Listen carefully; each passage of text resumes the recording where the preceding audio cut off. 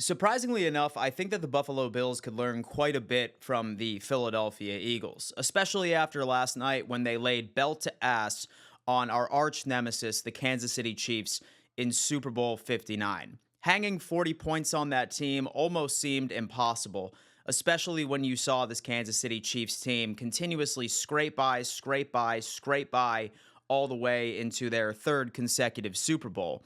But the blueprint that Philadelphia put out into the ether is something that I think the Buffalo Bills could really replicate going into the 2025 season, and it's not too far away as long as we end up making the appropriate moves. So on today's video, I have really boiled down three key reasons why the Philadelphia Eagles had so much success this season, and some of it is even obscure, and how I think Buffalo can implement that as soon as when free agency starts. Now, by the way, folks, make sure you do like this video. It's the easiest way to support what I'm doing over here on the Dan Mitchell channel, and also consider subscribing. I put out NFL content each and every single day on every single social media platform known to man. So the first thing we saw from the Philadelphia Eagles, in which I think was the number one ingredient to their ultimate second Super Bowl victory, was that damn pass rush. You're going to tell me that you get 6 sacks, 2 interceptions on an offense that just ended up figuring it out. I'm not going to sit here and tell you that Kansas City was this lights out offense all season long. In fact, their highest scoring game as a team, unfortunately, was against the Buffalo Bills in the AFC Championship. It was largely the Kansas City Chiefs defense that propelled them to the Super Bowl. But I think that it's something Brandon Beane really needs to take a strong look at, and that just so happens to be our pass rush, a solid edge rusher. When I look at the Buffalo Bills, we haven't had an edge rusher and or a defensive lineman have more than 10 sacks since 2013. It was Mario Williams. And as much as we loved rolling the dice on trading for Von Miller, which in my opinion was not the wrong move. If Von Miller didn't go down with an ACL injury, who knows what we would have had in that category. But as many of us know, when he did come back, he just was never the same. Slight improvement from last year, but still not the Von Miller that this Buffalo Bills team truly needs. Now, going back to Philly and why this works for them so well is if you just have a solid pass rush, everything else in the defense just figures itself out. I'm not going to sit here and disrespect the secondary that they have over in Philadelphia, right? Howie Roseman is an absolute genius. He is a great drafter, and he makes great free agency moves. But if you install a quality pass rush, a team that can get 6 sacks, like double-digit pressures each and every single game, regardless of the offensive line, it exposes so many different wrinkles in the game. Like, look back at what Kansas City was able to do this year with Xavier Worthy, with D-Hop, like with all of their passing weapons. A lot of their success was based off of their quality protection from the offensive line. It allowed all of these routes to mature. It allowed them to matriculate. But Philly last night was disrupting that. Even with Xavier Worthy with lightning speed, he couldn't get open because after each and every single snap, a defender was in Patrick Mahomes' face within 1.5 seconds. And I look at this Buffalo Bills team, and I see a solid secondary. I love Christian Benford. He is a top 2 corner in this league when it comes into DVOA, only second to Patrick Surtain II. I love our linebacker squad. You have Matt Milano, you have Bernard, who played very well this season. Shout out to Taron Johnson and Rasul Douglas, although that I think that he's going to be gone this upcoming offseason. But the problem was that our defensive line just couldn't finish the job.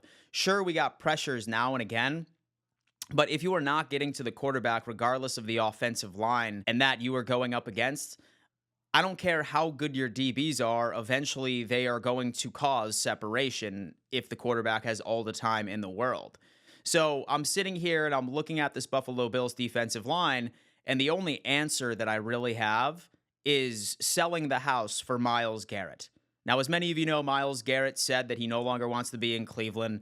And I've seen all the puff pieces during Super Bowl week. So we saw Deion Dawkins say, oh, Myles Garrett, we'd love to have him on here. He crashed his interview, and Myles Garrett was asked about potentially joining the Buffalo Bills. But I'm not so much concerned about that.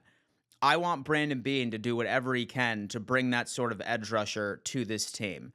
I don't care about the picks because we all know that it's going to cost 2 first-round picks, likely 2025 and 2026, and a second-round pick to get it done.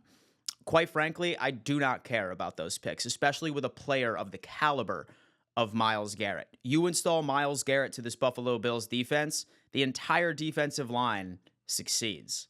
Ed Oliver will finally have a distraction out there where he could eat. Whether or not that it's Daquan Jones or a rookie defensive one tech that's next to him in 2025, they are going to succeed. Greg Rousseau, who was the best edge rusher we had all season, is also going to succeed.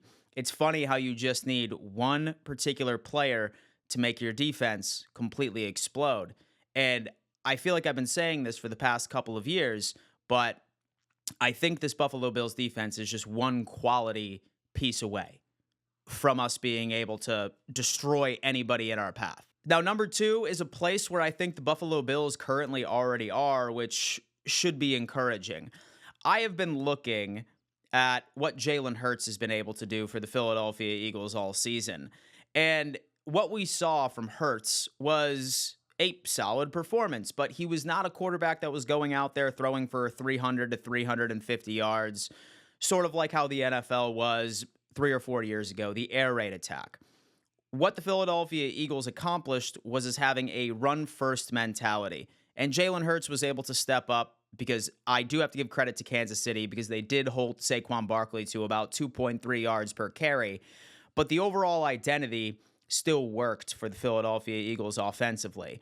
It's a run first with a high-quality running back and allow your quarterback to make the plays when absolutely necessary. You look at Jalen Hurts' passing yards all season, and they were right aligned with Josh Allen. You have that mentality of, okay, we are going to play smash mouth football, run it down their throats, and we just need Josh Allen to go on ahead and make the plays when it matters. Short passes, allow our wide receivers to create yards after the catch. And the encouraging part about this is that I was very impressed with what James Cook was able to put out on the field last season, and I think he's going to take even one more step in 2025. So dude ended up cracking 1,000 yards. My guess is that we're really going to hone in on this. He's going to be a 1,400 to a 1,500 yard back, and that's an identity that I would love to maintain. It helps that Joe Brady did not take a head coaching position this offseason. He is coming back, so we have that continuity, but don't fix what's not broken over here. Number 3 is the ability to stretch the field vertically. Last night, Devontae Smith was the leading wide receiver for the Philadelphia Eagles during the big game, and he was winning matchup after matchup after matchup. And it's funny because last year we thought that our biggest need was a big-bodied wide receiver that could come down with a 50-50 ball. And we ultimately ended up drafting Keon Coleman, who I believe is going to have a solid second and third season. But make no mistake, I don't believe Keon Coleman was ever drafted with the intention of him being a Stephon Diggs replacement and or a wide receiver 1. I am still of the belief that Keon Coleman was drafted to be an upgrade to Gabe Davis, a guy that can come down with those 50-50 balls, win physicality, red zone target, you name it. But the need for the Buffalo Bills to have a speedster on the outside that can create almost instant separation is an absolute necessity. Now, while this Buffalo Bills team is in a much better position than they were in 2024 financially, I do not believe that we are going to have the money to make any sort of serious trade and or bring in a wide receiver, a speedy wide receiver in free agency. We're going to have to look exclusively at the draft. Now, one of my favorite targets just so happens to be Jalen Royals out of Utah State. I had the luxury of attending the Senior Bowl in Mobile, Alabama a couple of weeks ago, and he is going to be a guy that I'm going to be looking at very closely, hopefully around the 3rd round. But say that the Buffalo Bills ultimately end up putting all of those pieces together. We hone in on the run game, make James Cook even more of a highlight of this offense. Number 2, we stretch the field vertically. We end up bringing in some damn speed on the outside. And number 3, we just address that pass rush. We get a game wrecker this offseason. I pray to you it's Myles Garrett. I'd be okay with Max Crosby. I'd be okay with Trey Hendrickson. Then I think this Buffalo Bills team is in a position to be, at worst case scenario, the exact same place as we were last year. Now, by the way, I did mention Jalen Royals, wide receiver out of Utah State. Fun fact, my company, Roundtable Sports, is launching a bunch of film studies all off season. So if you are into that sort of thing and you really want to break down the film of a lot of college prospects this season, highly recommend you go check out our Patreon.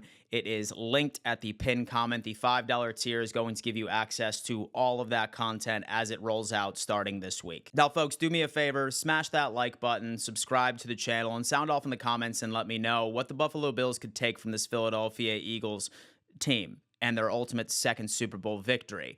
I will leave you with this. I feel like the Buffalo Bills are a hell of a lot closer than people want to give them credit for. A couple of pieces here and there, but always remember, we have an MVP quarterback, a great offensive coordinator who led this Buffalo Bills team to the most successful offensive season in Buffalo Bills franchise history, continuity at the head coaching position, and the only thing we're missing are a couple of key pieces. So I'm optimistic for next season because I have to be.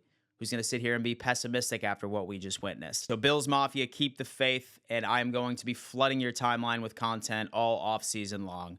Thank you so much for tuning in, and until next time, we'll see you later.